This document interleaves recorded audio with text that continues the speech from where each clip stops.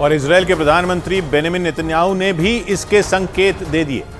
एक रोज पहले ही वो अचानक गाजा पहुंच गए और वहां अपने सैनिकों से मुलाकात के दौरान उन्होंने दो टूक कह दिया कि इजरायल की जीत तक ये जंग जारी रहेगी। यानी इजरायल हमास के सफाए से कम कुछ भी नहीं चाहता।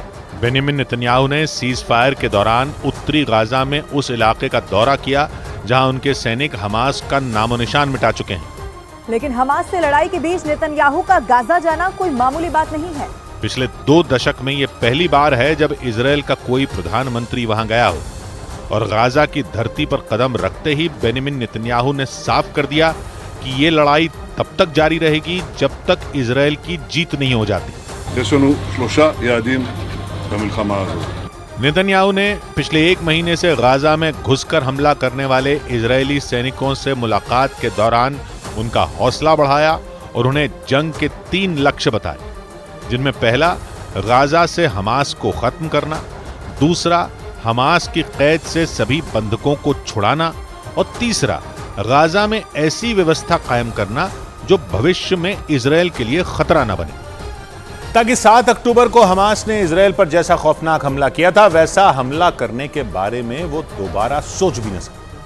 इजरायल की मीडिया के मुताबिक नेतन्याहू ने सीज फायर के बाद हमले की तैयारियों को लेकर गाजा में अपनी सेना के बड़े अधिकारियों के साथ एक बैठक भी की और दावा है कि उस बैठक में उत्तरी गाजा के बाद दक्षिणी गाजा पर भी जमीनी हमले तेज करने को लेकर चर्चा हुई, क्योंकि इजरायल की सेना के मुताबिक उत्तरी गाजा में उनके ऑपरेशन के दौरान बड़ी तादाद में हमास के लड़ाके सुरंगों के जरिए दक्षिणी गाजा की ओर भाग गए। इजरायल के मीडिया के मुताबिक गाजा पहुंचे बेंजामिन नेतन्याहू ने उत्तरी गाजा से दक्षिणी गाजा को जोड़ने वाली एक सुरंग का दौरा किया।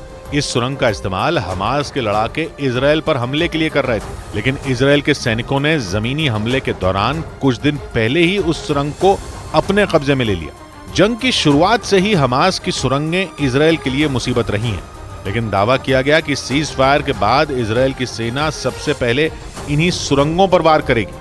हालांकि बंधकों की रिहाई के बाद अमेरिका के राष्ट्रपति बाइडेन ने हमास और इजरायल के बीच सीज फायर के आगे बढ़ने की उम्मीद जताई और उन्होंने सीज फायर का खुलकर समर्थन किया। बाइडेन के मुताबिक हमास की कैद में मौजूद बंधकों की सुरक्षित रिहाई और गाजा में जंग के पीड़ित आम नागरिकों की मदद के लिए युद्ध विराम को आगे भी जारी रखा जाना चाहिए। We will not stop working until every hostage is returned to their loved ones. Biden ने बताया कि सीज फायर को बढ़ाने के लिए वो इजरायल के साथ-साथ मिस्र और कतर के भी संपर्क में हैं। मिस्र और कतर की मध्यस्थता के बाद भी इजरायल और हमास की लड़ाई में 4 दिन के लिए सीज फायर हुआ। ऐसे में अमेरिका को उम्मीद है कि ये दोनों देश आगे भी कुछ दिन के लिए जंग को रुकवा सकते हैं, लेकिन इजरायल के प्रधानमंत्री इस मामले में नरमी बरतने के मूड में नहीं है। उन्होंने साफ कह दिया कि युद्ध विराम तभी आगे बढ़ सकता है जब हमास हर रोज 10 बंधकों की रिहाई की शर्त पूरी करेगा। नेतन्याहू के मुताबिक जितने दिनों तक 10-10 बंधक छोड़े जाएंगे, इजरायल की सेना उतने दिन तक हमास पर हमले नहीं करेगी। लेकिन नेतन्याहू ने दो टूक कह दिया कि अगर हमास बंधकों को छोड़ना जारी नहीं रखता है तो इजरायल की फौज एक बार फिर पूरी ताकत के साथ गाजा में हमास के ठिकानों पर कहर ढाएगी। हालांकि 4 दिन के सीज फायर के लिए बंधकों की रिहाई की जो शर्त रखी गई थी, हमास ने वो पूरी कर दी। इजरायल के मीडिया के मुताबिक पिछले 4 दिनों में हमास ने 63 बंधकों को छोड़ दिया, जिनमें महिलाएं, बच्चे और बुजुर्ग शामिल हैं। हमास ने जिन बंधकों को छोड़ा, इजरायल पहुंचने पर उनका जोरदार स्वागत हुआ।